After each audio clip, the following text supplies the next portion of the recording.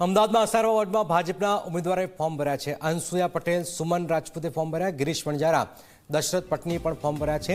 અસારવામાં ભાજપના ઉમેદવાર ગિરીશ વણજારાનું નિવેદન કે યુવા મોરચાની જવાબદારી બાદ હવે મનપા ચૂંટણી લડવા તૈયાર છે। અસારવામાં ભાજપના તમામ ચારેય ઉમેદવારની જીતનો વિશ્વાસ વ્યક્ત કર્યો છે। સિવિલમાં સેવા થકી હવે જનતાની સેવાનો પણ મોકો મળ્યો છે।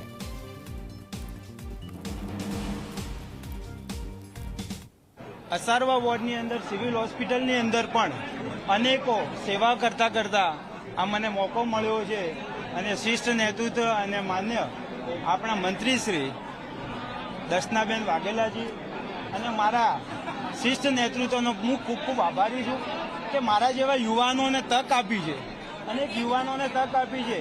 શેરી ગલી મોહલ્લાની અંદર ડ્રેનેજ લાઈન હોય, પાણીની લાઈન હોય, તમામ કોર્પોરેશનની અંદર સારામાં સારું કામ થાય એ દિશા ઉપર આગળ વધીશ। બસ આટલું જ કહી અને ખૂબ પ્રગતિ ઉપર જઈશું અને ખૂબ સારું કામ કરીશું એવી આશા છે। અમે ચારે પેનલ સાથે વિજય પણ થઈશું એવી મને આશા છે।